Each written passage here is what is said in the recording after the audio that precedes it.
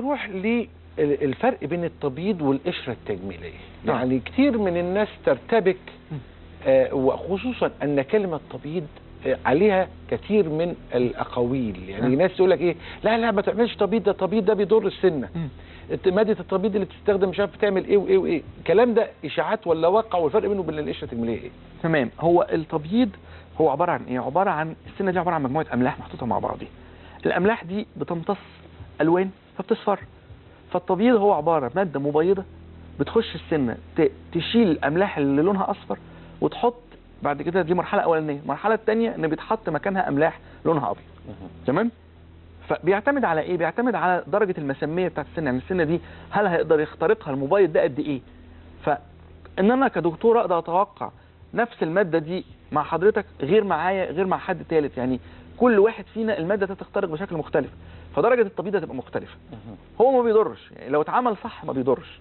تمام. لان هو في ناس بتعمل التبييض طبعا اللي هو الحاجات اللي مش كويسه، ان هو يشيل بس يحط المبيض وما يحطش الماده اللي بتحط الاملاح دي تاني، لان هي دي الماده اللي غاليه. ولكن هو التبييض في الاول وفي الاخر دي الفكره اللي لازم الناس كلها تفهمها. اولا مش متوقع، انا مش هقدر اقول لك، انا بديك رينج او مسافه ان من كذا لكذا هتبيض. الحاجه الثانيه ان هو مؤقت. ليه؟ ان هو انا عندي اي عاده اللي غمق السنه اول مره هيغمقها تاني. القشره التجميليه بقى ده الحاجه النيو ترند او الستايل الجديد، ان ده بقى المتوقع اللي دايم. انا عايز اعمل يا دكتور حاجه بيضه دايما. كان زمان يعملوا طرابيش ويبردوا السنان ويصغروها قوي علشان خاطر يعمل حاجه زي كده. دلوقتي لا، انا زي ما بقول لحضرتك كده 3 من 10 من الملي من بره من السنه بخشنها بس حاجه لمجرد انها تلزق. عندنا صور لكده هنشوفها دلوقتي. عمليه استخدام التبييض او استخدام القشره للتبييض. الزيركون، ما دي قشره الزيركون. لا الزيركون بقى فيه نوعين. في الزيركون وفي الايماكس. الزيركون ده اعلى. ايماكس اعلى بكتير، لان درجه الشفافيه بتاعه الايماكس بتماثل السنه الطبيعيه بالظبط.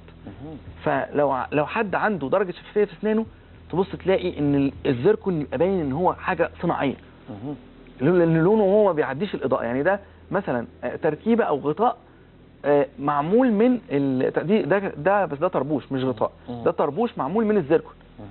فلما تيجي تبص اي حد يبص على السنين اللي قدام دول لازم بيقارن بينهم، عينه غصب عنه بتقارن بينهم. ايوه.